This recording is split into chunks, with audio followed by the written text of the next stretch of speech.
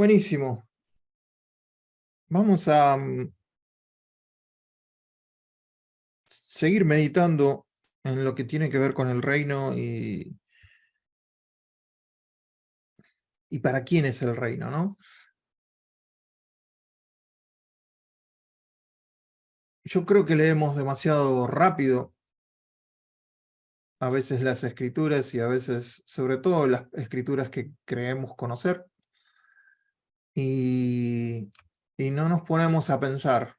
Por eso como título le puse El reino menos pensado, porque no es pensado, analizado, meditado, sino que a veces es recibido por alguien que lo pensó a su manera y bueno, nosotros asimilamos lo que alguien más pensó y de esa manera tomamos una posición frente a la escritura. La idea es sentarnos con las escrituras y pensar el reino, pensarlo nosotros, pensarlo desde la intimidad con el Señor. Entonces, cuando eso ocurre, es lo que nos está pasando, ¿no? Es un reino que está al revés. Otra vez, para recordar, ¿qué determina que hay un reino? La presencia de un rey, estatutos o formas, leyes, palabra, que contengan ese reino, y personas que se manifiesten a favor de ese rey. Esos tres elementos constituyen lo que es un reino. Si no hay rey, no hay reino. ¿Sí? Si no hay gente que se manifieste a favor del rey, hay un rey en donde quiera que sea, pero no hay reino, porque no hay seguidores de ese rey. Entonces, son los tres elementos. El Señor Jesús, cuando Él vino, empezó a predicar, y Él lo primero que dijo antes de mencionar algo acerca del reino es, arrepiéntanse. Claro, la connotación que tenemos religiosa del arrepiéntanse es, oh no, siéntanse mal, pongan algo de culpa en ustedes porque el reino se ha acercado. Y cuando estudiamos la palabra arrepentirse, sabemos que es un cambio de pensamiento, una reforma en el corazón, en lo más íntimo de la persona, cambiar su forma de pensar para poder entender, ¿sí?, que el gobierno de Dios se hizo presente. Eso que estuvo escrito en el Antiguo Testamento, eso que estaba predicho desde hace tantos años, ahora se hizo una realidad en ustedes. El reino vino, el Mesías está acá con ustedes, el gobierno de Dios ya está en medio de ustedes. Y en Marcos nos agrega un ingrediente más: crean la buena noticia. No sé si les ha pasado de tener una buena noticia y no creerla, decir, no puedo creer que sea tan buena la noticia. No puedo creer que me haya dicho que sí. No puedo creer que se haya dado el negocio. No puedo creer, y te cuesta creer esa buena noticia. Bueno, a la gente que estaba acá, que estaba asentada en tinieblas, luz le resplandeció. ¿Será tan bueno esto? Bueno, sí, tenés que cambiar la cabeza porque son buenas noticias, no son malas noticias. Acepté a Cristo Jesús. Bueno, de ahora en más, son buenas noticias. El Evangelio son buenas noticias, no son malas noticias. Y a veces predicamos las buenas noticias como si fueran malas. Le damos un tinte de mala noticia. No, tengo que acercarme a Dios. No, tengo que... o si no te acercás, te va a caer un rayo. En vez de la buena noticia. Bienaventurados, empezó diciendo el Señor. Bienaventurados. Tenemos que hacer un parate y entender qué significa bienaventurado para nosotros hoy en día. Es mucho más que una palabra, es mucho más que decir feliz. Es algo que cuando el Señor dijo bienaventurado, a esta audiencia que tenía, la audiencia de los que están raspando la olla, la audiencia de los que han llegado al final de la cuerda, la audiencia de los buenos para nada, la audiencia de los enfermos, la audiencia de los pobres, la audiencia de pescadores que no tienen un futuro y ahora son discípulos de él. Cuando Jesús dice bienaventurados, todos paran la oreja. Es como ahora en estos días, si en un negocio, ¿qué te ponen? ¡Oferta! Te ponen un cartelón así, con mucho colorido, y todo el mundo para la oreja y dice, acá hay algo para mí. Quizás está bueno. Bueno, este bienaventurado era así. ¡Pum! Bienaventurado, afortunado, dichoso, glorioso, bendito, feliz. Es la expresión de la gracia de Dios en una palabra. Supremamente bendecido. Y entonces empieza el Señor, después de decirnos que tenemos que cambiar la cabeza, después de decirnos que son buenas noticias, después de decirnos que el gobierno de Dios está presente, dice que bienaventurados son los pobres en espíritu, porque de ellos es el reino de los cielos.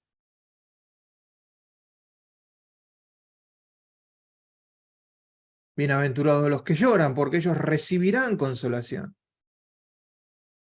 Y acá se nos tiene que ir dando vuelta la cabeza, ¿no? Este rey, ¿qué nos está proponiendo? Todo lo contrario a lo que propone un rey normal. Bienaventurados los que tienen hambre y sed de justicia, porque ellos serán saciados. Bienaventurados los misericordiosos, porque ellos alcanzarán misericordia. Bienaventurados los limpios de corazón, porque ellos verán a Dios. Bienaventurados los pacificadores, porque ellos serán llamados hijos de Dios. Bienaventurados los que padecen persecución por causa de la justicia, porque de ellos es el reino de los cielos. Entonces, vemos acá, si alguien quiere buscar en estas bienaventuranzas algo para hacer, se está equivocando.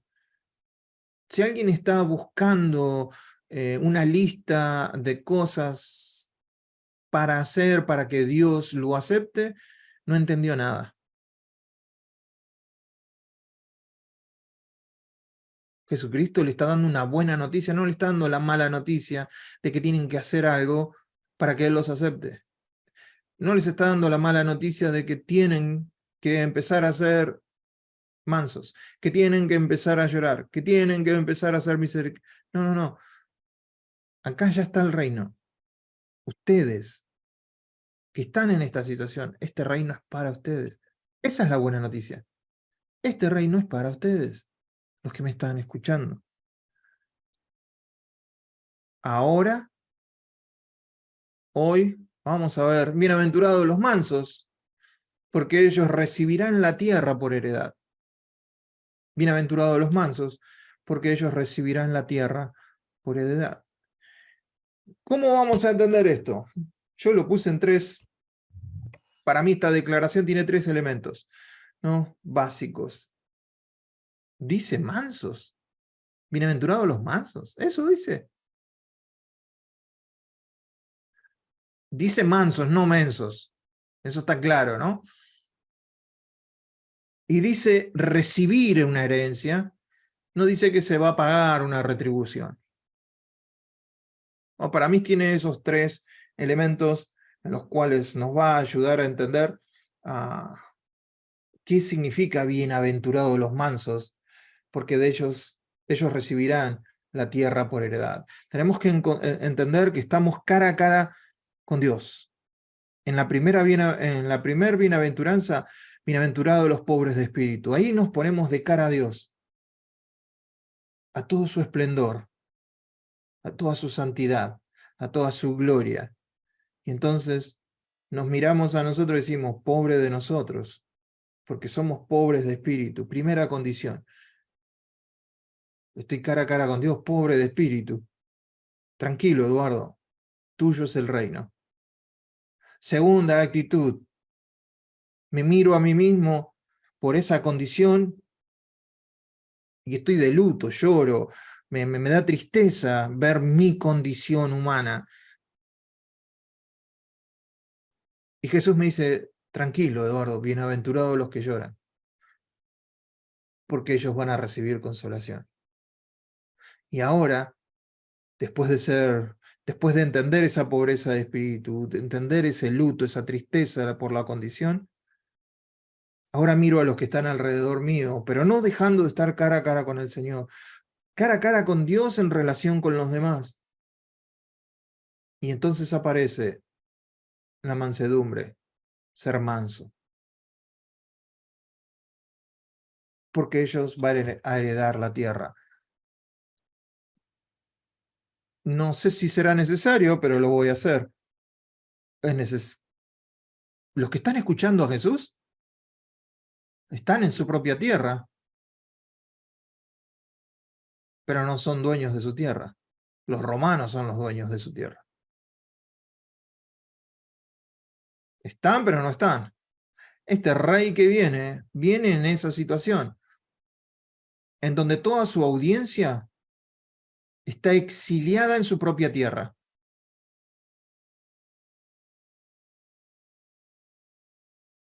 Son esclavos de los romanos. Están dominados por los romanos. Entonces, vamos a ver el primer elemento para poder entender lo que significa ser manso. Como bienaventurado, manso es una palabra que tiene muchos matices y yo no les puedo dar una definición. Les voy a tirar un montón de cosas para que ustedes puedan pintarse un cuadro. Les voy a dar material para que ustedes digan y se puedan hacer una idea. No les puedo dar una definición. En el griego la palabra es praus,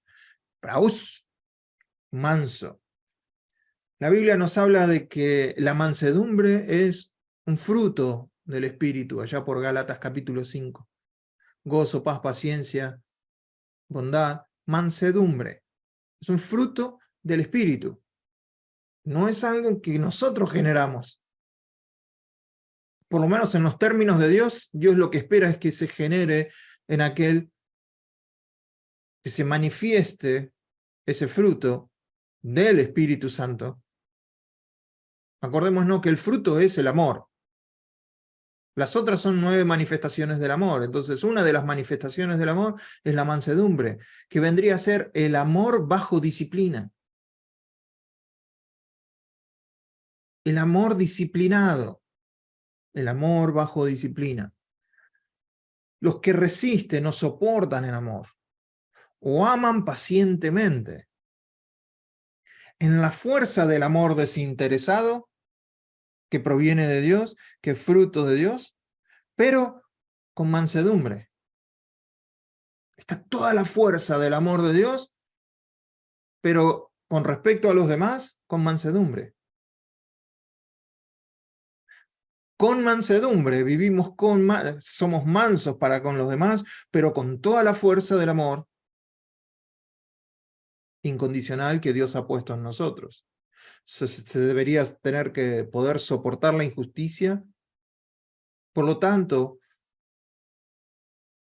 en esa condición, esas personas son herederos. En otras palabras, vencen, son victoriosos. Entonces, aquel que es manso es porque tiene el fruto del Espíritu en él, que lo hace ser de esa manera. La mansedumbre es lo opuesto, para poder entenderlo, a la violencia y a la venganza. Son antónimos, violencia y venganza. Proverbios 16:32 dice, bendito el que tiene el ego bajo control.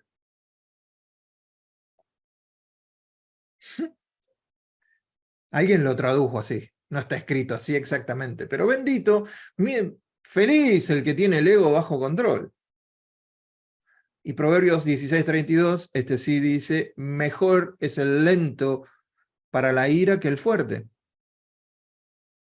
Y que el que se enseñorea de su espíritu, que el que conquista una ciudad. Hay por ahí un videíto dando vueltas de un japonés colombiano que explica un poquito esto, ¿no?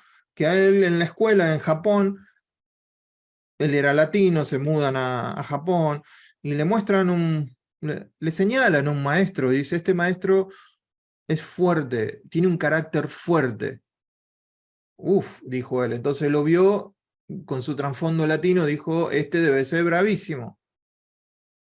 Y sin embargo, iban los alumnos, lo empujaban, lo molestaban y el tipo estaba en su lugar.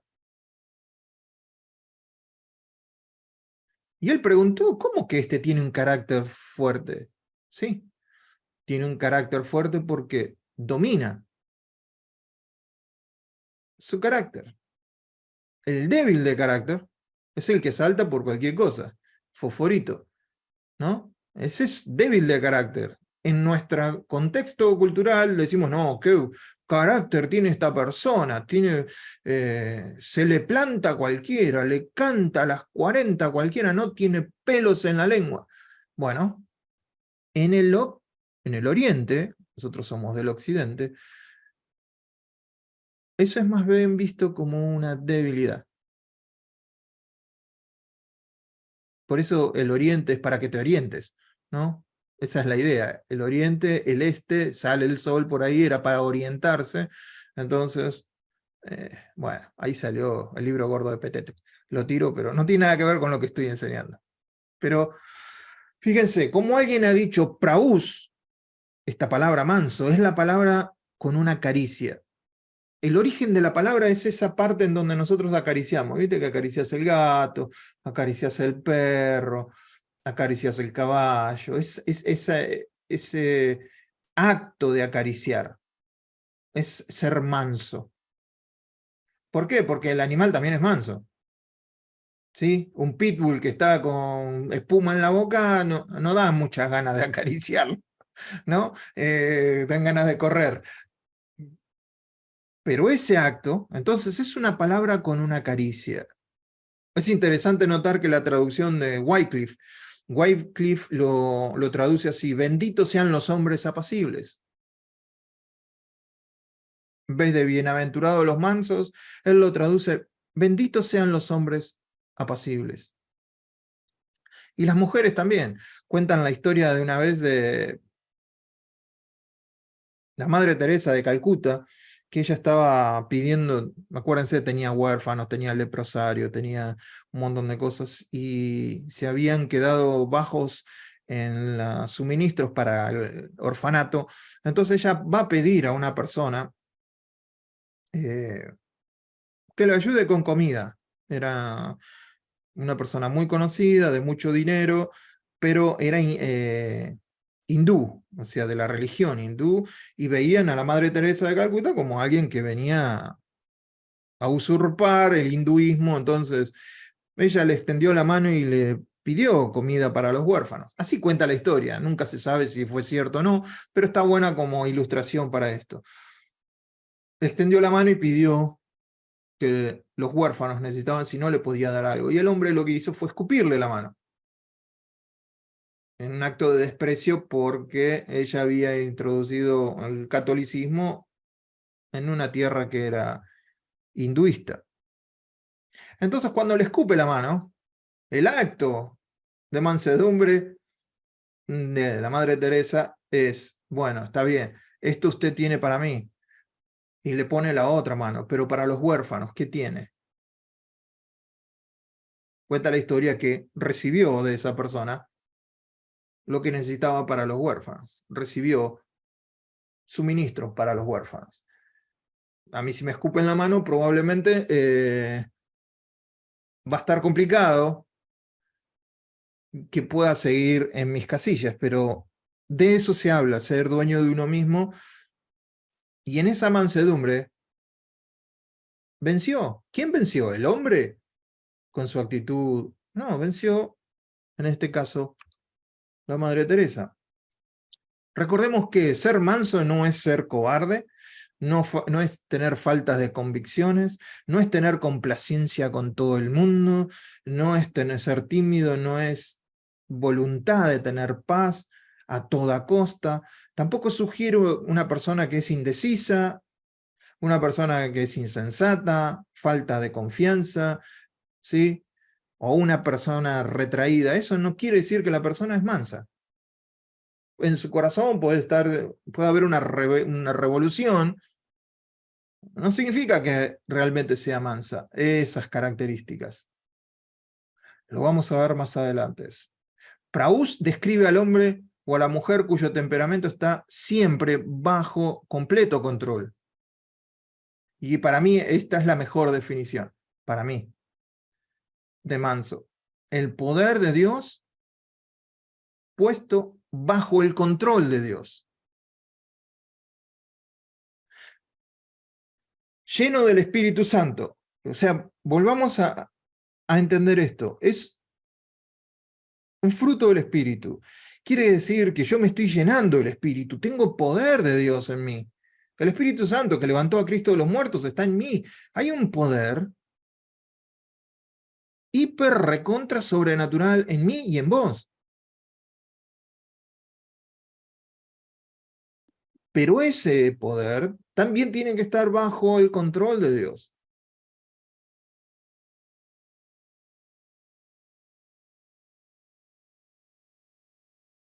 Entonces, tenemos de Dios.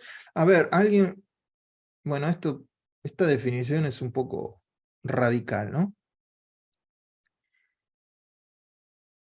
Es una persona que yo admiro mucho porque habla, no se cuida al hablar. A mí me encanta esa gente. Él dice, creyente él, dice, tenés que ser un monstruo del Señor, o sea, tenés que convertirte en ese monstruo con poder, en ese monstruo que tiene de Dios todo lo que necesita. Y una vez que tengas todo ese poder, someterlo bajo la autoridad del Señor. Eso es ser manso. Tener toda la capacidad de Dios en nosotros, pero toda esa capacidad, someterla bajo el dominio de Dios. Eso es mansedumbre. Por eso les digo que es complicado entenderlo. La mansedumbre dice, no se haga mi voluntad, sino la tuya. ¿Por qué? Porque en mi voluntad yo puedo hacer otra cosa. Pero que no se haga mi voluntad, sino la tuya. Eso es ponerse bajo autoridad. Aun cuando puedo hacer otra cosa. Si no pudiera hacer otra cosa, entonces no soy manso, soy una persona débil, soy una persona incapacitada. ¿Se va entendiendo? Levánteme el dedito si se va entendiendo o no se va entendiendo.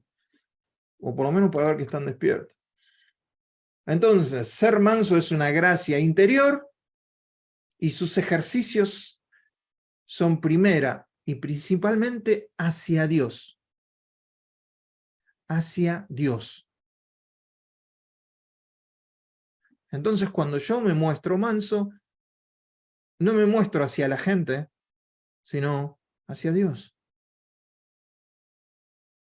Cuando pongo el dominio propio, cuando pongo mi carácter, cuando pongo mi enojo, cuando pongo mis ganas de mandar a volar a todo el mundo bajo el control del Señor, ¿vieron esos días?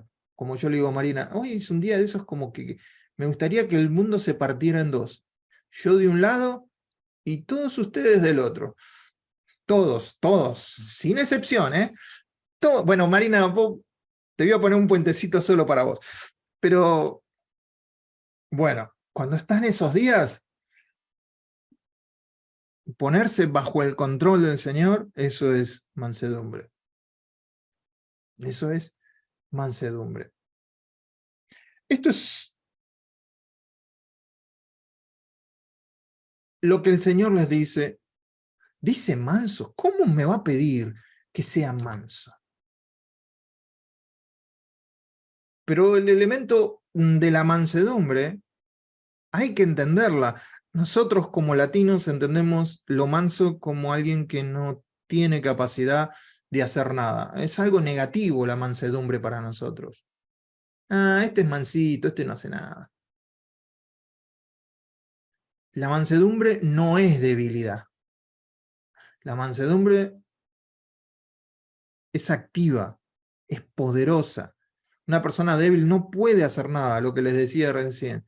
Pero una persona mansa, por el contrario, puede hacer algo, pero elige no hacerlo. Por ejemplo, la foto del elefante. ¿Vieron? El elefante está domesticado, lo tienen ahí, tirar la pelota, hacer esto. El elefante puede, como ha pasado, se le revela se le escapa la tortuga al elefante y dice, va, se terminó esto del circo, ahora van a ver lo que soy yo. Y empieza a hacer desastres con las personas y todo. Puede hacer desastre, pero en algún momento ese elefante está domesticado, está manso. Eso es mansedumbre, de eso se trata. Si alguno de ustedes que me está escuchando cree que la mansedumbre es debilidad, yo les propongo algo. Traten de ser mansos por una semana. A ver si sos débil para hacer eso.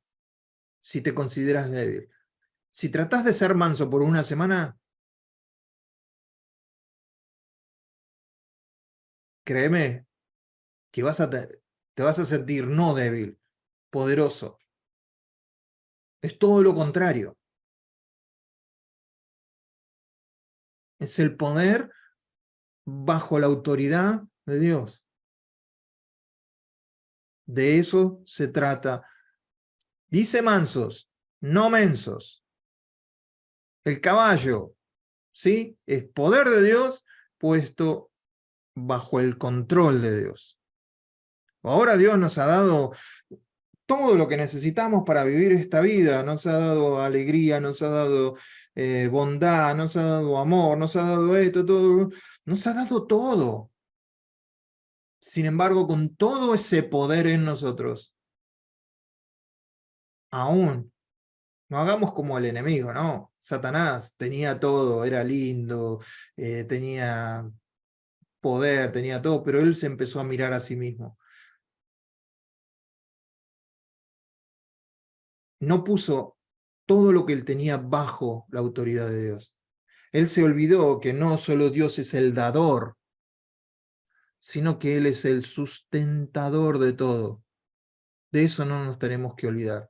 Que Dios nos dio todo, pero también sostiene todo lo que nos dio. Por eso necesitamos estar bajo su autoridad.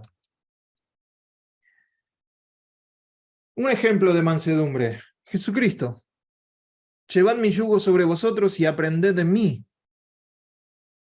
que soy manso y humilde de corazón, y hallaréis descanso para vuestras almas. O sea, si vos te pones a mirar la vida que estamos viviendo nosotros, las redes sociales, o lo que escribe la gente, o te encontrás con alguien, lo que la gente está deseando es un poco de descanso en su mente, en su corazón, en su vida, en sus emociones, en su intelecto. Necesitan descanso. Hay un fin de semana largo, ¿qué hace la gente? Se va todo el mundo a Buenos Aires porque dicen necesito descansar. Necesito salirme de acá. Y el Señor dice, bueno, yo tengo otra forma para que vos puedas encontrar ese descanso. Vení, ponete al lado mío, aprende de mí.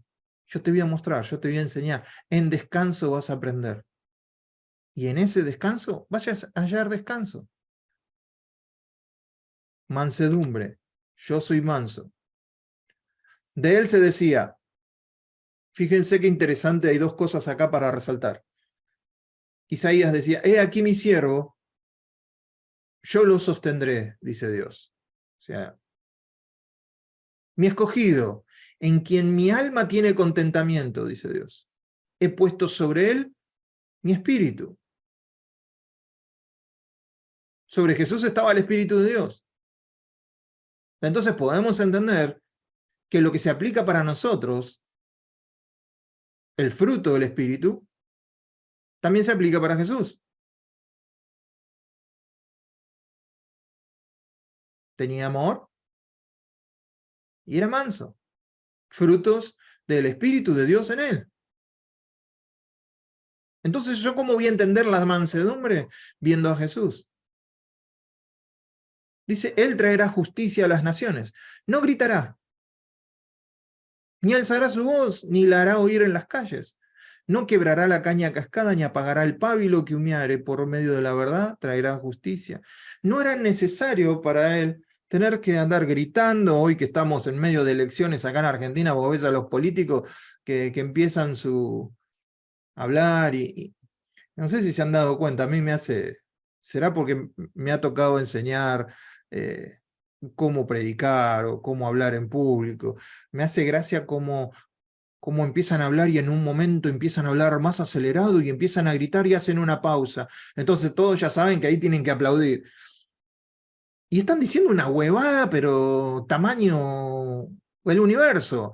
Sin embargo, el hecho de cómo hablan y paran en un momento y te tiran, y paran, y ya aplauden. Ojo, en muchas predicaciones pasa lo mismo. Y se piensa que por el aplauso uno está diciendo algo importante. No siempre es así. Entonces el Señor no tuvo que alzar su voz, no tuvo que hacer nada de eso. Angustiado él y afligido, no abrió su boca. Como cordero que fue llevado al matadero y como oveja delante de sus trasquiladores, enmudeció y no abrió su boca. Ustedes saben que yo soy de un pueblo. Yo para sacar, como para que tengan una idea, para sacar el registro de conducir, a mí el registro de conducir me costó 3 corderos. Le di al que hacía el examen de manejar, le di 3 corderos y él me dio el examen. Me puso para moto, camiones, acoplado, jets, y te puedo manejar un transbordador espacial también. Creo que me puso para todo. 3 corderos. A eso nos dedicábamos. Nunca maté un cordero, pero siempre estuve cerca de los que lo mataban. La característica del cordero, y ustedes lo pueden ver en cualquier carnicería, cuando venden la cabeza del cordero, cuando está ahí, el cordero muere mordiéndose la lengua. No es como el lechón. Uno mata a un lechón y grita el lechón hasta el último momento que te parece que te parte el alma. En cambio, el cordero lo que hace es morderse la lengua y muere, mordiéndose la lengua. ¿Qué figura para nuestro Señor? No abrió su boca, enmudeció, no abrió su boca. No había sentido de decir, no, pero yo tengo derechos. No, pero escúchenme, ustedes no me pueden matar, yo no hice nada. No, pero ustedes me están malinterpretando. No, pero ustedes. Sin embargo, él puso todo eso bajo la autoridad de Dios.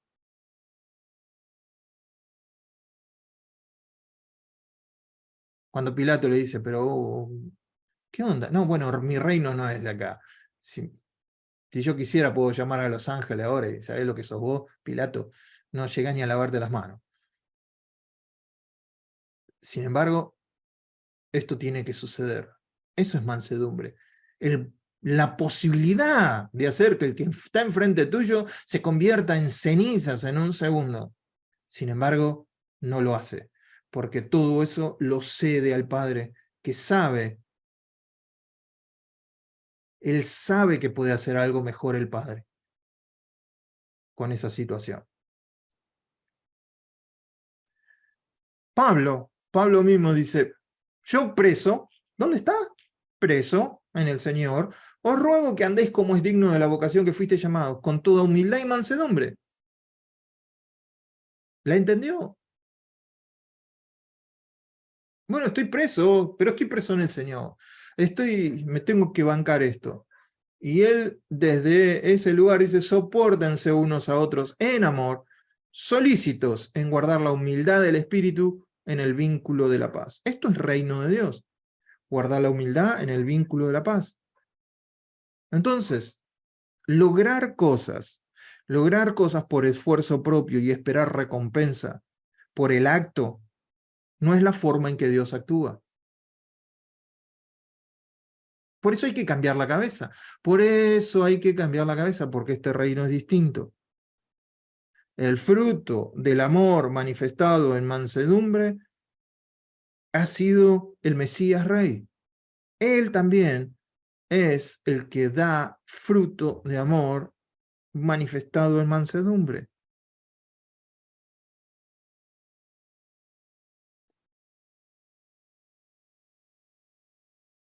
es la actitud de todos nosotros frente a la palabra de Dios. Desechemos toda inmundicia, toda abundancia de malicia, y recibamos ¿cómo? Con mansedumbre. Me encanta esta palabra, la palabra implantada. Piensen en implantada. ¿Qué les viene a la mente? Piensen un segundo. Piensen con mansedumbre. Recibid con mansedumbre, perdón, la palabra implantada, la cual puede salvar vuestras almas. La palabra implantada, un implante, si alguien tiene un implante, ¿sí? Qué sé yo, me viene a la mente las mujeres que se ponen a veces un poco más de pechonalidad y se implantan algo. Una semilla dentro de la tierra es un implante. La palabra de Dios es una semilla. Si nosotros la recibimos con mansedumbre, como que esa palabra tiene la autoridad que tiene, y no la recibo como que es de hombre, sino como que es de Dios, uf, esa palabra recibida en mansedumbre, implantada en el terreno que es mi corazón, puede salvar mi alma. ¿Qué es el alma? Emociones, voluntad, intelecto. Otra vez, la palabra de Dios me ubica. Es como otra vez decir de otra manera, vengan a mí todos los que estéis trabajados y cansados, yo los voy a hacer descansar. Jesucristo es la palabra. Es el mismo proceso. Vengan a mí, vení, ponete bajo mi yugo. Aprendé de mí, que soy manso y humilde, y vas a hallar descanso. Es otra vez lo mismo. Entonces, primero, dice que tenemos que ser mansos. Manso pero no menso. Y por último, vamos a ver el último elemento de la declaración. Recibirán la tierra por heredad. Para los que estaban escuchando a Jesús, la tierra a la que les hace mención Jesús, ¿ustedes piensan que es el globo terráqueo o la tierra prometida, Israel, Palestina? Tiene más sentido, ¿no? En boca de Jesús, la palabra eres, que es tierra, en este texto sin duda se refiere a la tierra prometida. Acordémonos otra vez de la situación. Ellos están exiliados en su propia tierra. ¿Quieren esta tierra? Bueno, no armen una revolución, no se trata de revolución. Los elotes estaban ahí a punto caramelo para hacer una revolución y después vamos a ver que la hicieron y le fue como la mona contra los romanos. Pero Jesús dice, no, es así. Los mansos van a recibir por heredad la tierra. No se trata de que ustedes la consigan por sus propias fuerzas. Dios se la dio, bánquense lo que se tengan que bancar y Dios se la va a dar por heredad. La van a recibir. Ahora, esto es para los oyentes de Jesús, pero si nos vamos al Nuevo Testamento, después de Jesús, vamos a ver que Pablo sí hace mención. Ya cuando Pablo le es revelado el misterio que estuvo escondido por las edades, Cristo en los gentiles, Cristo en nosotros, la tierra por heredad también incluye una nueva tierra y un nuevo cielo. Entonces, ahí se agranda todo. Los humildes heredarán la tierra y se deleitarán con abundancia de prosperidad. Está citando lo que es el Salmo 37. ¿Sí? Ahora vamos a ver solo un caso en el que el más manso por menso no heredó la tierra. Se lo digo otra vez. El más manso por menso no heredó la tierra. En la Biblia hay solo dos personas a las que Dios dice que son mansos como nadie. Una es Moisés y la otra es Jesús. Jesús es el nuevo Moisés. Así que Moisés, que es el más manso, Cuando Dios le dijo, mira, hablale a la roca te va a dar agua, conocemos la historia, no le habló, se sacó, lo sacaron de las casillas, estaba enojado con justa razón con el pueblo. Yo si hubiera estado ahí, creo que hubiera estado al lado de Moisés. Y le hubiera dicho, bien, bien hecho, para que esto... Sin embargo, desde la mirada de Dios, dijo Jehová, dijo a Moisés y a Aarón, por cuanto no creísteis en mí, para santificarme delante de los hijos de Dios. Por tanto, no meteréis esta congregación en la tierra que les he dado.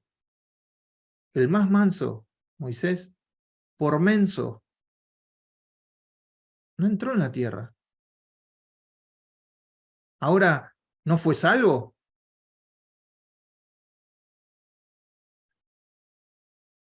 Si mal no recuerdo, en el monte de la transfiguración aparece Moisés. Salvo fue. Se perdió de ese momento, se perdió de recibir la tierra que fluye leche y miel, se perdió de entrar en la tierra prometida, que es entrar en el nuevo mover de Dios, entrar en eso. Ahora mi pregunta para todos nosotros, seamos mansos, no mensos. No se trata de que vas a perder la salvación, pero se trata que vas a perder muchas cosas lindas que Dios tiene para vos. Cuando vos pones todo tu carácter sometido al poder de Dios. Para ir terminando, ¿cómo llegar a ser manso sin llegar a ser menso? Para heredar la tierra, recordemos otra vez, la mansedumbre no es debilidad. Jesús fue manso, sin embargo echó fuera del templo a los cambistas. Y ahí alguien podría ver una contradicción, decir, pero ¿qué me dice que sea manso? Mira cómo lo trató a los cambistas. Dios dice de Moisés que fue manso, pero juzgó a los pecadores y lo encaró inclusive a su hermano Aarón y a su hermana por su pecado. Entonces, por eso hay que volver a redefinir la palabra manso en nuestros corazones. La imagen que tenés de alguien que es manso tiene que estar de acuerdo con la imagen que nos da la Biblia de alguien que es manso. Yo puedo llegar a esta conclusión. La mansedumbre significa no afirmar mis propios derechos, sino vivir para la gloria de Dios. Jesucristo, cuando se enoja con los del templo, no es porque le hicieron algo a él, sino porque la gloria de Dios estaba siendo vituperada, la gloria de Dios era una cueva de ladrones. ¿Moisés fue por una causa que le hicieron a él? No, fue porque pecaron contra Dios. Entonces, la mansedumbre tiene que ver con ponernos bajo autoridad de Dios, todo lo que somos, pero también entender que cuando la gloria de Dios o la palabra de Dios o las cosas de Dios están siendo o están en peligro, uno puede hablar, uno puede decir con amor, con cuidado. Recordémonos que la forma de Dios para avanzar su reino nunca es mediante uso de armas físicas. ¿Se acuerdan? Pedro le cortó la oreja al siervo de Malco y dijo, no, no, no, ¿de dónde sacaste eso? Yo nunca te enseñé eso, le dice Jesús. No es así como se establece el reino. Tampoco es pidiendo un asiento con el César. No es sentarse a la mesa del César, es como vamos a establecer el reino. Al César lo que es del César, pero a Dios lo que es de Dios. Sentándote en la mesa del César, si tenés alguna esperanza con alguno de los posibles candidatos que tengamos, poner la esperanza en Jesús. Los otros Déjalos votar el que tengas que votar y todo eso, pero no pongas ninguna confianza en ninguno de ellos. ¿Sí? Tu confianza que esté en el Señor. Dios arma a su propio pueblo con una capacidad divina para poder dar vida, para poder sufrir.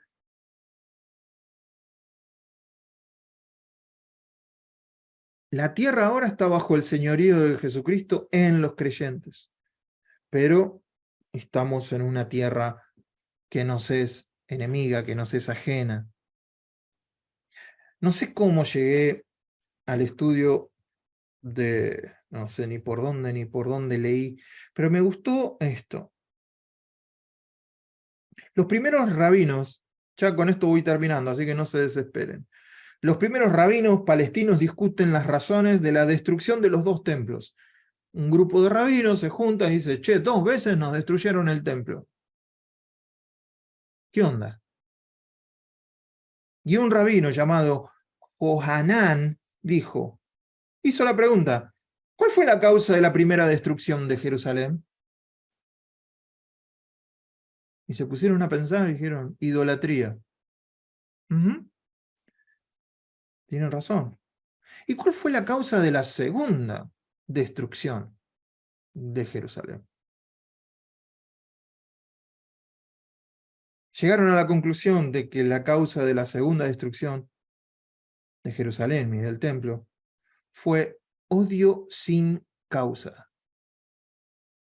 El odio de las capas superiores de la religión, los sumos sacerdotes, los herodianos, los saduceos, los escribas y fariseos también ahí mezclados. Odio por los demás, odio por los que no eran como ellos, odio por los que no creían o no estaban con odio. No había amor, no eran personas mansas. El más manso atravesó el templo y lo mataron. El Hijo de Dios atravesó. Por eso, pensemos, reflexionemos acerca de esto. Los mansos van a heredar la tierra. Mi Señor, al que yo digo seguir, es manso y humilde de corazón. Y quieren que aprenda de él. ¿Cuál es mi modelo de mansedumbre? Jesús.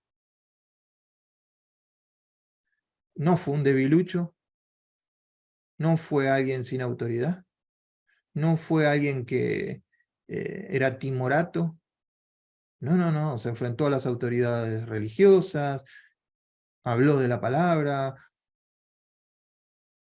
pero era manso, porque todo lo que él podía llegar a hacer lo sometía al Padre. Y era el Padre que le decía lo que tenía que hacer. No era su enojo del momento o del día. Entonces pudimos ver que para ser bienaventurados de corazón tenemos que entender lo que es ser mansos, tener la correcta mirada de lo que es ser mansos y no una mirada occidental y moderna de lo que es ser manso. Dice manso, no mensos, no sos un trapo de piso de las otras personas, a no ser que Dios te esté haciendo pasar por eso.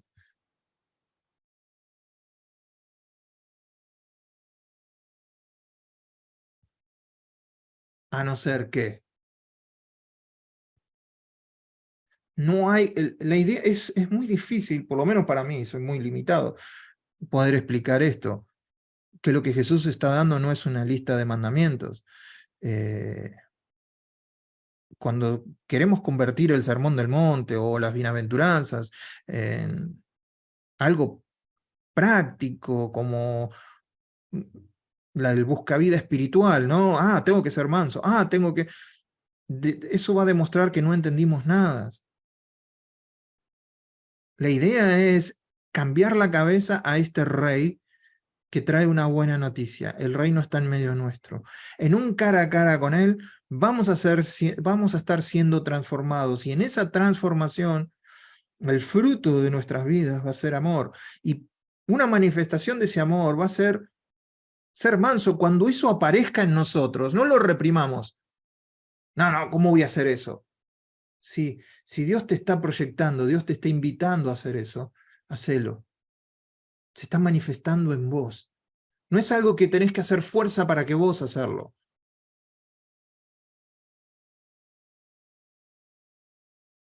No, ahora más, esta semana voy a ser manso. No se trata, eso no es un fruto. Esta semana lo que voy a hacer, me voy a poner de cara al Señor, para que el fruto del Espíritu, me voy a llenar del Espíritu, y que ese fruto produzca lo que me está faltando, que es mansedumbre. Entonces ahí esa mansedumbre va a ser efectiva para Dios. Tus actos van a hacer que la gente que está alrededor tuyo glorifique a Dios. No glorifique tu comportamiento o tu forma de actuar. Qué bueno que es Eduardito. Qué bueno que es Arielcito. Qué bueno que es Herbe. Qué bueno que es Laurita. Ahora sí. Lili. Se va a notar que es algo que no es humanamente producido, sino que es divinamente producido. Entonces, centrémonos en eso y ayúdenme a tratar de elaborarlo. No es recibir, es recibir herencia, no retribución. Vamos a recibir la herencia por lo que Dios está haciendo en nosotros y por lo que somos en Dios. No por lo que tratemos de mostrar que somos en Dios. Cada día se me complica más pensar en este reino al revés y de explicarlo. Pero confío en que el Espíritu Santo a ustedes se los va a decir más clarito de lo que lo puedo decir yo. Así que vamos a dejarlo ahí. Vamos a orar. Vamos a orar y quería escuchar una alabanza, pero me está costando ponerla acá. Y después los escucho. Me gustaría, si tienen algo que Dios les haya mostrado, o analicen sus pensamientos de lo que hemos hablado y poder discutirlo.